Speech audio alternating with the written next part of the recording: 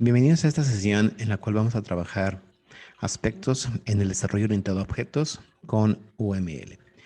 UML es una herramienta de desarrollo utilizada por diferentes áreas de la ingeniería, no solamente de programación, ya que es una herramienta que si se sigue adecuadamente puede servirnos para esquematizar y dividir problemas, estableciendo las características resaltables dentro de cada uno de ellos. UML es una metodología bastante amplia y que tiene diferentes tipos de diagramaciones. Los diagramas es la esencia de la forma en cómo dividir un problema. Cada diagrama me arroja una cierta información, lo cual me da el grado de comprensión de lo que estoy haciendo. Muy en particular, en UML hay tres tipos de diagramas que son útiles y muy recomendables de seguir antes de hacer una programación orientada a objetos. Estos diagramas que voy a mencionar son, por una parte, los diagramas de casos de uso, los diagramas de casos de uso, los diagramas de clases y los diagramas de secuencia. Cada tipo de diagrama es un dibujo o una serie de detalles que deben describirse o ponerse, insisto, antes de poner una sola línea de código, y esto refuerza el pensamiento de cómo se tiene que programar orientado a objetos, que es diferente a cómo se programa de manera estructurada. Cada diagrama contiene ciertas reglas estructurales. Los diagramas de clases tienen una estructura muy en particular, los diagramas de objetos otra, y así, si vamos buscando cada uno de los diagramas que se van desarrollando con esta metodología, encontraremos formas diferentes. Nos vamos a centrar primeramente en lo que son diagramas de casos de uso. Un diagrama de casos de uso nos permite representar los procesos que se requieren para solucionar un problema. Esto tiene que ver con una técnica llamada divide y vencerás, y que se asocia con otra herramienta de la programación orientada a objetos llamado modularidad. Divide tu problema en problemas más pequeños. Y entonces hacer un diagrama de casos de uso consiste en identificar quiénes son los actores normalmente humanos. A veces puede ser un actuador, un componente, y cómo esos componentes humanos, físicos, que vamos a llamar actores en este caso, representado por una figurita de tipo persona, normalmente, ¿sí? Estos actores requieren de hacer varias cosas para lograr un objetivo. En el ejemplo aquí presentado, lo que tenemos es un cajero automático. Entonces, un cliente, ¿qué es lo que hace un cliente en un cajero automático? Bueno, pues puede ser que realice un reintegro, como dice aquí. Puede ser que ese cliente haga un cambio de PIN, o sea, su clave de acceso. Ese cliente puede ser que quiera obtener los últimos movimientos y saldos. Puede ser que quiera realizar un reintegro con un tipo de visa o de papel específico. Y de alguna manera, el realizar reintegros puede requerir, en algunos casos, que se incluya otra cosa. ¿Qué es lo que hace un empleado de una sucursal en un cajero automático? Bueno, normalmente lo que hace es pues agregar más billetes. Aquí podríamos agregar otro proceso que sería, por ejemplo, solucionar un problema que se trabó la máquina. De tal manera que un diagrama de casos de uso lo que hace es representar la segmentación que hago de un problema previamente intentar programarlo con algún tipo de lenguaje de programación. ¿Qué es lo importante a resaltar en un diagrama de casos de uso? Identificar a los actores, identificar los procesos o las acciones, que si se puede observar en el ejemplo que estoy presentando, todas las acciones, los procesos que se requieren o que se pueden realizar, se escriben en verbo en infinitivo. Realizar, cambiar, obtener, agregar, realizar, son verbos en infinitivo. Eso no es una regla, pero es parte de crear adecuadamente un diagrama de casos de uso. Cada elipse me representa un proceso o un caso de uso o una acción que se requiere para solucionar el problema. Las líneas me representan la interacción de un actor hacia lo que es ese proceso en específico, y vamos a mencionar que existen ciertas notaciones con flecha que pueden ser extendidos o incluidos dependiendo de la situación en particular. Los problemas de los humanos son más fáciles de representar en diagramas de casos de uso porque fácilmente los humanos identificamos que para hacer el envío de un mensaje a través de Facebook, por ejemplo, pues requiero ingresar a la plataforma, loguearme, seleccionar a mi destinatario, escribir el texto, enviar el mensaje. Son procesos que podemos identificar fácilmente. Igualmente, actividades cotidianas como comprar un kilo de tortillas, también podemos identificar que tengo que salir de mi casa, caminar a la tortillería, tal vez preguntar si hay tortillas, preguntar tal vez el precio, pedir las tortillas, pagar, verificar el cambio. Es decir, podemos identificar las acciones y los procesos. Ese es el primer paso importante para hacer programación orientada a objetos. Debemos aprender a hacer modularidad y esa modularidad significa poder dividir nuestro problema en problemas más pequeños y de esa manera, pues cada problema pequeño solucionarlo de manera específica y la suma de todos esos pequeños problemitas solucionados me deben dar la solución total. Vamos a pasar a un ejemplo en el cual en este ejemplo vamos a plantear lo siguiente. Vamos a plantear que yo necesito saber. Se necesita saber, se requiere de un diagrama de casos de uso para determinar qué tipo de triángulo se puede formar sabiendo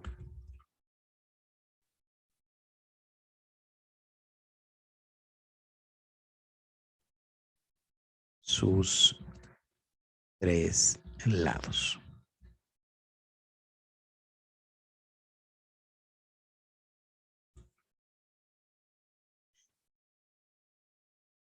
Ese es el problema que planteo y que de alguna manera pues hay que buscar las alternativas de cómo divido mi problema en subproblemas o problemas más pequeños. Solucionar un problema con UML o con cualquier otra metodología involucra que realmente yo identifique si conozco o tengo el dominio del área del conocimiento que me están explicando. En otras palabras, ¿qué tanto sé del tema que me están preguntando? Si sé poco, tengo que investigar más. Si sé mucho, bueno, puedo ya empezar a hacer una definición adecuada. Luego, entonces, ¿qué sé del dominio del problema de los tres lados de un triángulo? Bueno, lo que yo sé es que si los tres lados son iguales, pues se forma un triángulo equilátero. Si dos lados son iguales y uno diferente, se forma un triángulo isósceles. Y si los tres lados son diferentes, pues se forma un triángulo escaleno. Y entonces, de entrada, ese es mi dominio de conocimiento. Por lo tanto, si partimos entonces del hecho de que yo voy a tener un actor, una persona, normalmente una persona, esta persona, bueno, va a ser el usuario de mi sistema.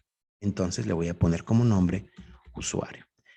El nombre puede variar de problema en problema. Si es un restaurante, pues el actor puede ser el mesero, el actor puede ser el cajero, el actor puede ser el camarero. Normalmente cuando hacemos programas simples, pues el actor no es más que simplemente el usuario. Y entonces, bueno, le doy un nombre, digo, este es mi usuario. ¿Qué es lo que tiene que hacer un usuario para que logre saber qué tipo de triángulo se forme? Bueno, pues debo de, insisto, modular mi problemática. Y para modular mi problemática, bueno, pues debo de entender que los casos de uso no son una secuencia. De hecho, no buscamos ponerlos en secuencia. Si los pones en secuencia, no es que esté mal, pero no es importante. No tiene ninguna trascendencia porque no estamos programando. Estamos tratando de abstraer si realmente comprendí la problemática que quiero solucionar. Para bien o para mal, los humanos somos así. Inmediatamente queremos hacer un algoritmo, pensamos en programación estructurada, nuestro paradigma es estructurado y empezamos a pensar paso número 1, paso número 2, paso número 3. En orientación a objetos eso no es importante, de hecho es intrascendental, no es que estorbe, pero no es importante. Yo debo identificar qué tiene que hacer un usuario para lograr saber qué onda con sus triángulos. Y entonces, una idea inicial, pues sería que en un momento determinado este usuario tiene que ingresar los datos que se requieren para saber lo que se quiere saber. ¿Qué otra cosa necesita saber un usuario? Bueno, pues un usuario seguramente en un momento determinado, ya que ingresó los datos, requiere que se le muestre el resultado. O sea, entonces requerimos mostrar el tipo de triángulo.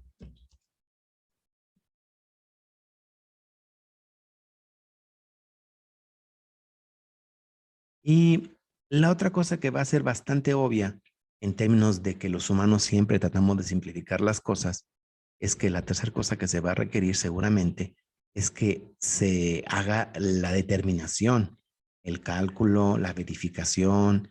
Busquen la palabra que más les dé sentido, pero tienen que ser un verbo en infinitivo. Y entonces sería determinar, voy a ponerlo así, determinar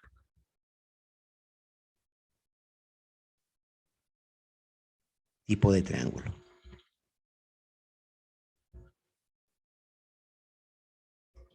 En un pensamiento muy simplista, estas son las tres acciones que yo tengo que hacer.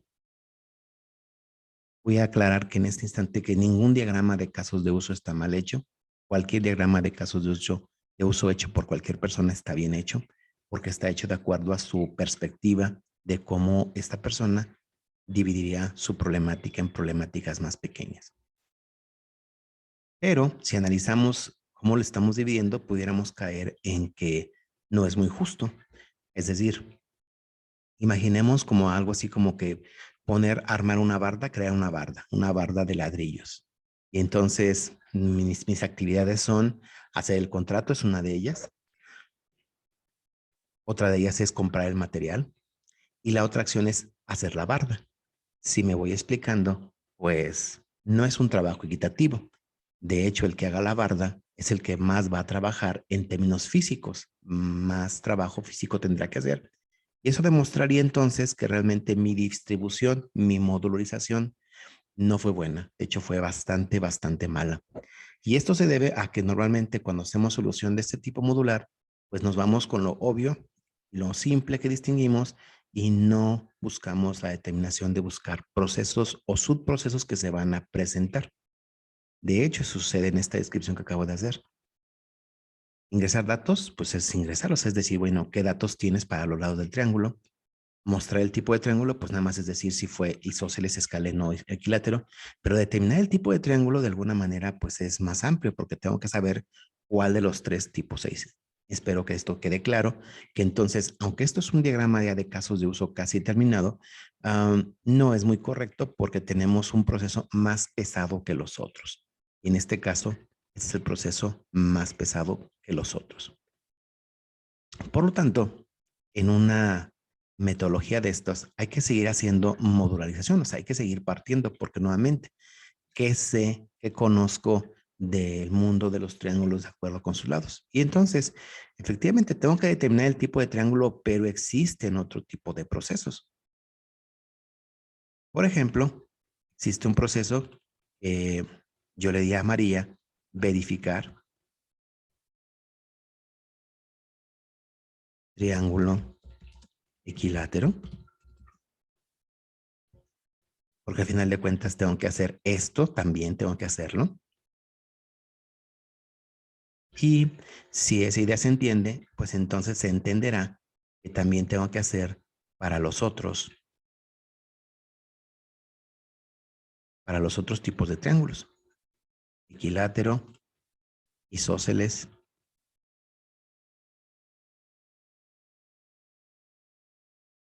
y escaleno.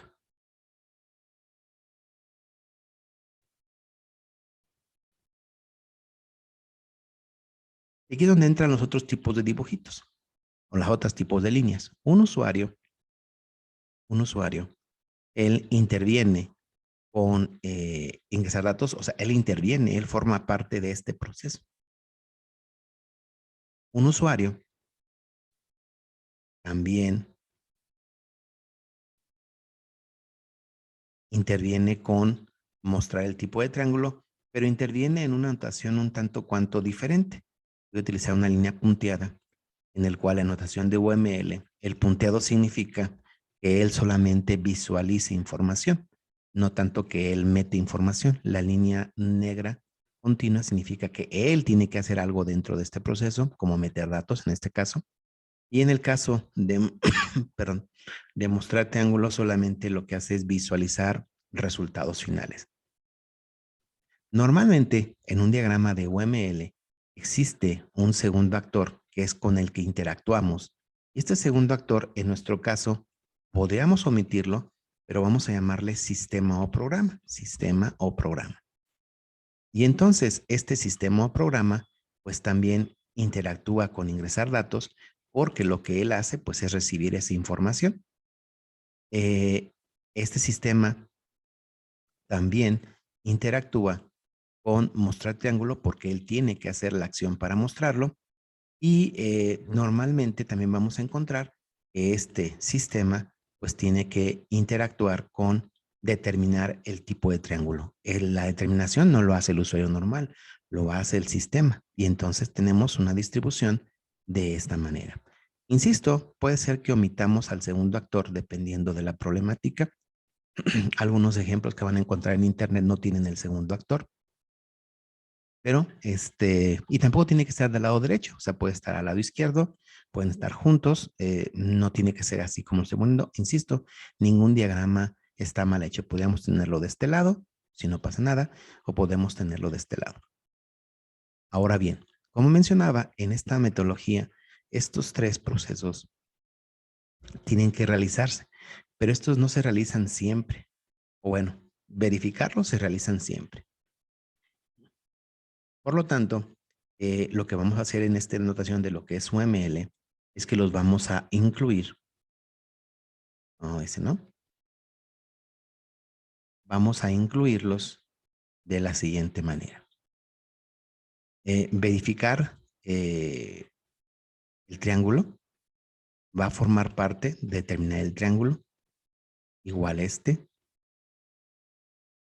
e igual este. Pero estos tres, en notación de UML, esos tres se ponen con línea punteada, número 1.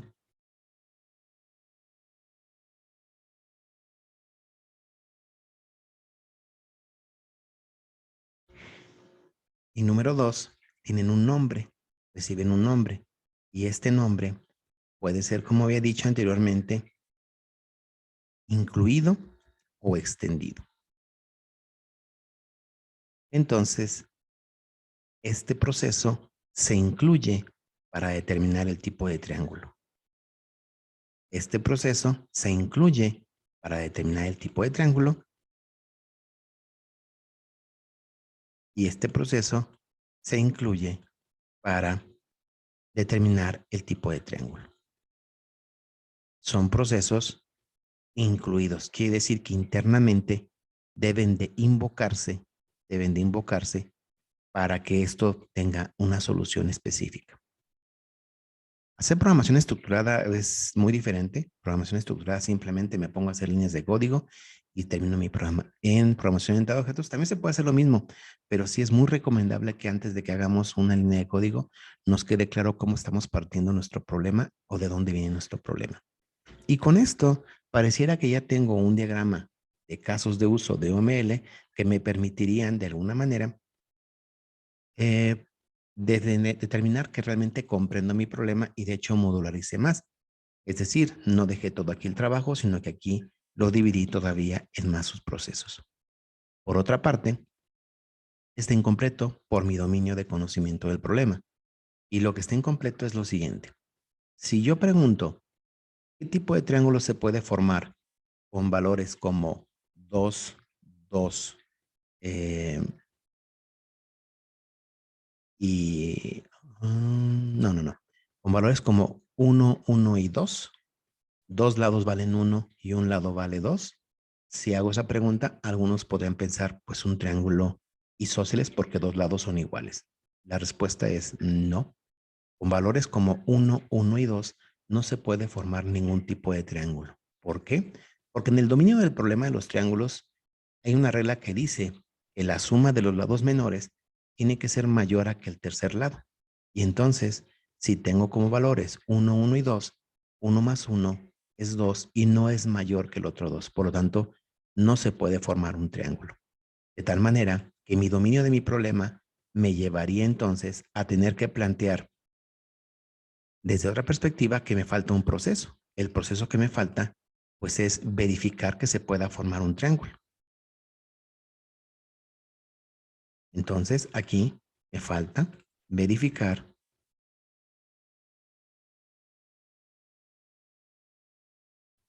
que se forme un triángulo.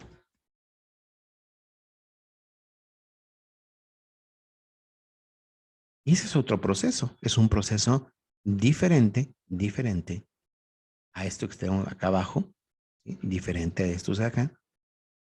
Y que eso me lleva entonces a finalmente establecer que si yo voy a verificar que un triángulo se puede formar de acuerdo a los datos que me están ingresando, entonces quiere decir que este proceso es un proceso extendido de este. ¿Qué significa extendido?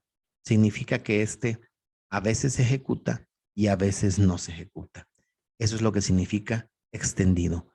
Mientras que incluido significa que siempre se revisa ese proceso, siempre se hace ese proceso. Son dos cosas diferentes. Incluido, proceso siempre se realiza dentro del otro. Incluido es lo que significa. Extendido es que el proceso que quiero desarrollar a veces se realizará y a veces no se realizará. Voy a ponerlo entonces de esta manera para que mi dibujito quede un poco mejor.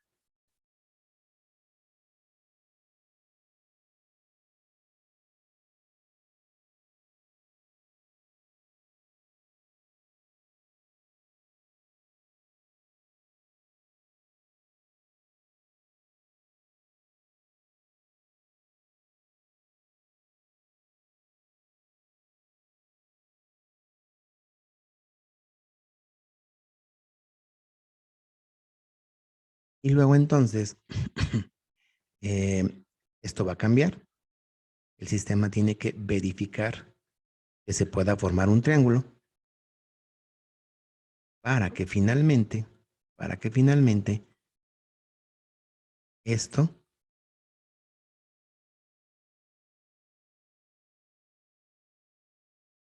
se extienda de este.